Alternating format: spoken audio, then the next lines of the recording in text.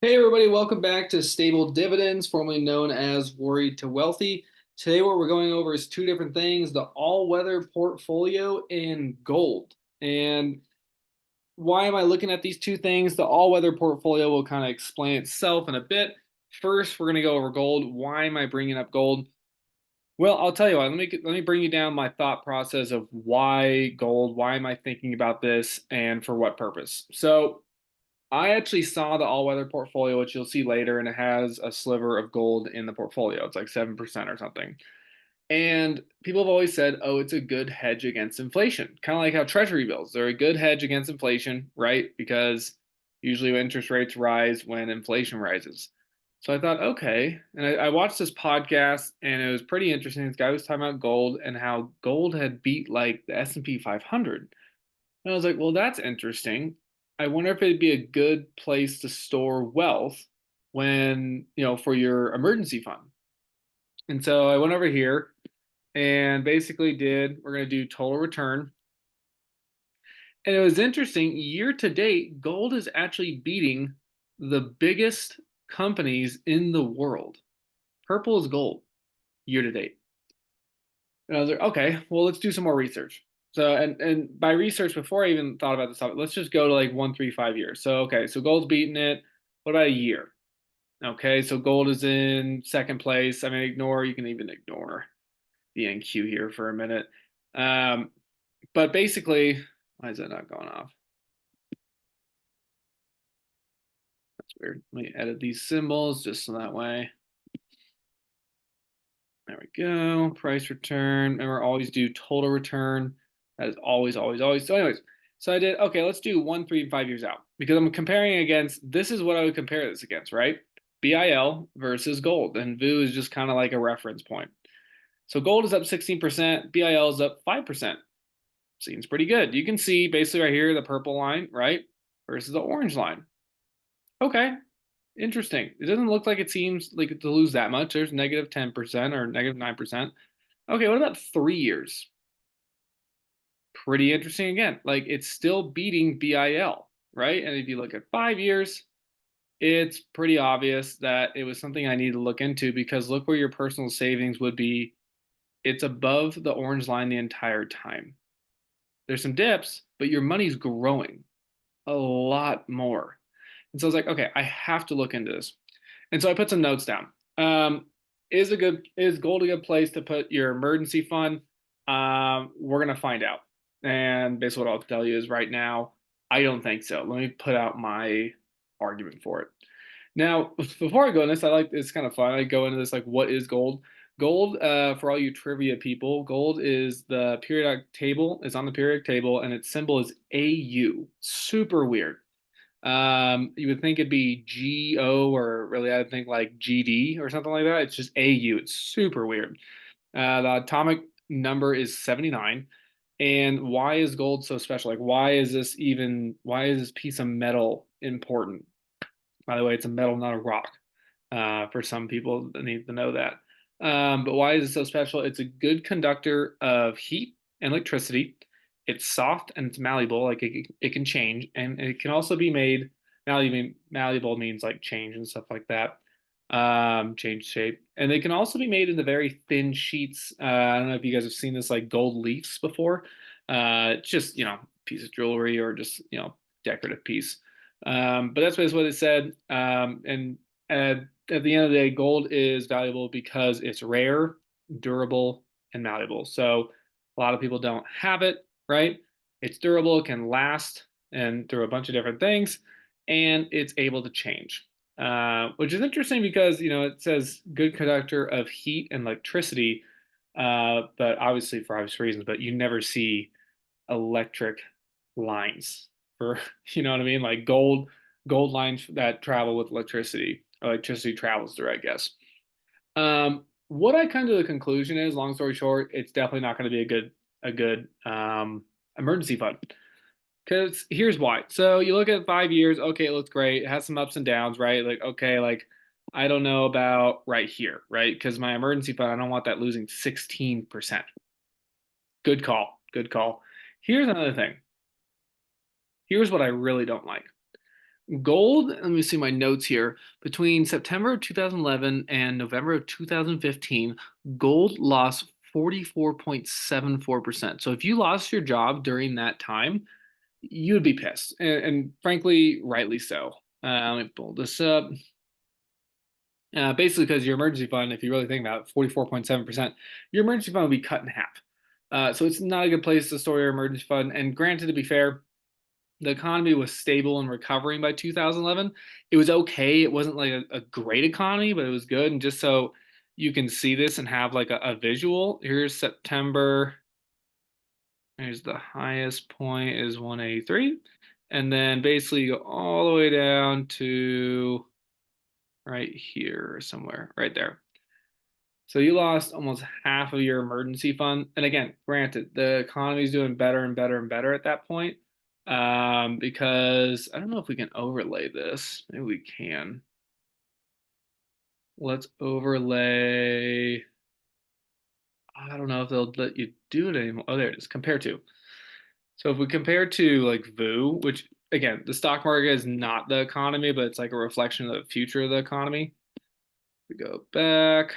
Oh, VU only goes to 2010. Well, oh no, that's actually perfect.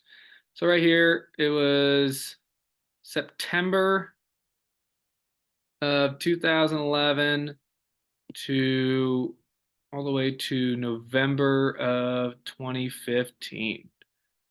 So constantly, I mean, basically, VU is just going up the entire time. Again, the stock market is not the economy. Just because it's going up doesn't mean the economy is good. And generally, know in hindsight that the economy is doing better and better and better from 2011 to 2015. Again, was it great? No. Was it good? Yeah. But at the end of the day, gold is not a good place to store your emergency fund. Now, moving forward, what is the all-weather portfolio? Let me go ahead and bring this up. If you guys haven't heard of this before, it's actually a really interesting concept. Let me see if I can scroll up. So basically, this is what the all-weather portfolio looks like.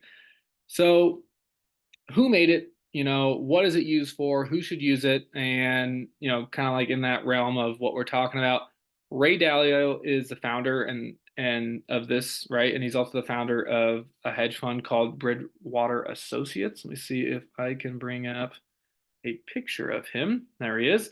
This is Ray Dalio. This is a person who invented this.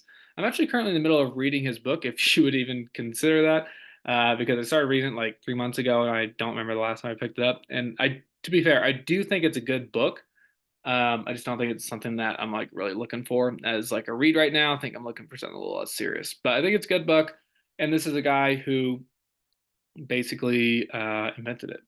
Now, going back, which was really, really interesting. So you can see 30% of the weight is in stocks. That's it. All right. You can see over here 30% stocks, 55% FX income, 15% commodities, and non inflation and adjusted, right? So not adjusting for inflation. It's pretty wild. Which I'm going to show you 30 years first, and then I'll go back to the 1871. So basically, since May of 1994, it has returned 7.4%, and that's not adjusted for inflation. So adjusted for inflation, it's 4.76, which kind of good, kind of not good if you really think about it. Now, what I like to look at is the downturn because this all-weather portfolio is not meant, repeat, this all-weather portfolio is not meant to get you a bunch of gains. That is not the point of this portfolio. The point of this portfolio, as you can see, it's the all-weather portfolio. It's not mean it's raining or sunny. What it means is it can weather economic downturns like black swan events, stuff like that, like 2008 and the Great Depression. So let's go into that because it's like, okay, if my return after inflation is going to be 4.76%, the returns basically in 2008 and the Depression better be good. And honestly, they're really good in my opinion. So what are the returns of the portfolio? As I already said, it's 7.4 and 4.7. We'll go to the 1871 here in a minute, but looking at the downside caps of 2008, my notes here. So In 2008, basically the drop was only, and let me put this in perspective here. Let's do the S&P 500. I'm going to zoom out a little bit here. So the drop of 2008, 58, 1500, right about here. June is basically the top, and basically, oh no, I guess it was over here. 15, so October. October was the peak of the quote unquote 2008, the financial crisis. And then the very bottom was March of 2009. And that was a 50% drop. But more importantly, it was 18 months of basically always dropping, right? You can see in here, sorry, it's so small. I can zoom in here. Like you can basically see that it goes up a little bit, right? We're in 2008, so it does go up. But in general, it's just a constant drop. It has 18 months of your portfolio going down and down and down. Not only down, down, it ended up losing 50%, right? I mean, you can't count dividends, but for all intents and purposes, you lost 50% of your retirement, of your money, everything in the stock market. Now, what did this portfolio do? If we're looking here, let me see my notes. So the drop was only from June 2008 till October 2008. So what we say the drop started for 2000 for the financial crisis. The drop started in October of 2007. So as everyone else is in like 100% in the S&P 500, for example, you're doing this portfolio, right? It keeps going up all the way until June, all the way up till June of 2008. So basically, when in the midst of like the biggest crisis that we've ever seen in my generation, my parents' generation, in the midst of all that, in the middle of it, your portfolio is going up. That's insane.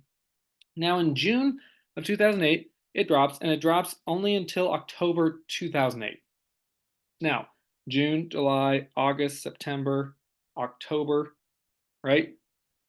It's only 5 months of dropping versus 18 months. So it drops all the way here, drops in October, and bottoms out. And that drop, that percentage loss is only a 13% drop. So not only did your stocks do, or excuse me, your portfolio, right? Your portfolio, your investment portfolio only went down 13% instead of 50%. That's insane. It only went down 13%. It also didn't go down for as long. It only went down for what, 5 months instead of 18 months? Instead of a year and a half, it just went down for like 5 months and then you're basically back up. That's crazy. Because it went back up right here in the end of 2008 and then back down a little bit to about October-ish, right? That bottom. And then it just goes up and up and up. And what's interesting about, I mean, look at that line. The only thing that's interesting to me about this is that in high inflation periods, it hasn't done as good, right? And again, it's supposed to weather all things. It's not supposed to, be some sort of, I mean, if we have the crash of a lifetime, which of course some people are talking about, this thing might be the place where you want to park some of your money. It's very, very interesting. Now, I want to take you to all because I want to take you to the Great Depression. We go all, and I think this is amazing. I don't think there's any portfolio where I don't think there's any portfolio that has this much of backtracking. And this includes all dividends, by the way. So if I go down here, the metrics are calculated based off monthly returns, assuming there's no fees, right? You're going to have fees and capital gains tax. It's assuming that you rebalance every January 1st. It's assuming the reinvestment of all the dividends. So this is including dividend. This is actual total return. And this is just assuming the actual US inflation rate. So this is actually what happened. There's no like forecasting. This is actually what happened, besides, of course, fees and capital gains, because you have to rebalance. Now, let's look at this here. So looking at my notes, this is the last part of this video.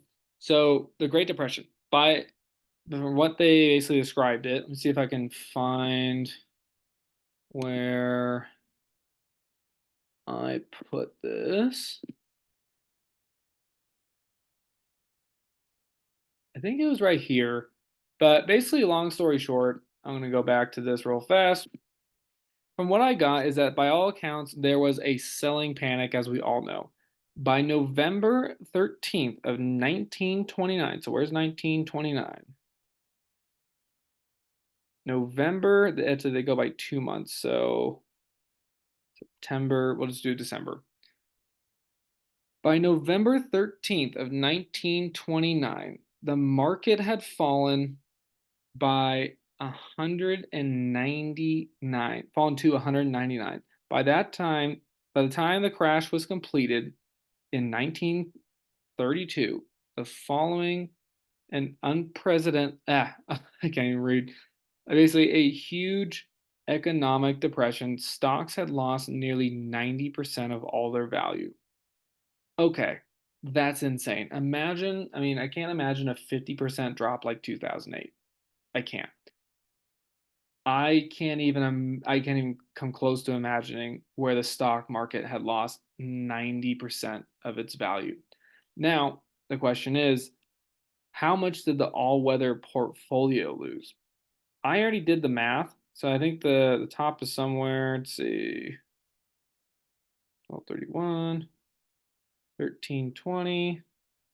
The top is definitely right here, somewhere in March of 1930, right? Because it says by November 13th, 1929, the market had fallen quite a bit. Well, on this, it doesn't because we're not showing the stock market of the depression. We're showing the all-weather portfolio during the depression. And so by 1929 of November, this thing was actually kind of close to its peak in terms of any time before that. It was at its peak. And basically, the all-weather portfolio only lost 31%. Now, it sounds like a lot, but imagine your neighbor and everyone you know that's in the stock market during the 1929 to 1932 Great Depression, and everyone's losing basically their entire investment portfolio. And as far as like, you know, I mean, how much money they technically lost on paper. And you're in this portfolio and you've only lost 31%, you're in a really good spot. You're in a really good spot. So that's about it. I do want to give a quick shout out, and the shout out is to this channel. This channel, when this video airs, has been going for 1 year. So my only ask is if you're somebody new who's watching this video, if you could give that subscribe because we're at 49 subscribers. I'd love to get to 50. Just one is all I need. That'd be freaking awesome. Hope you guys appreciate this. Again, subscribe. Again, would really appreciate it. I can't believe I've been doing this a year. We're at 50, which is crazy. I think at 500, basically this account can get monetized for some stuff, and then 1,000 it can get monetized for the commercials that they run before these videos. So again, thank you so much. I really appreciate it. And then maybe we'll do a shout out of new subscribers on the next video. Until then, appreciate it, guys. Happy investing, and talk to you later.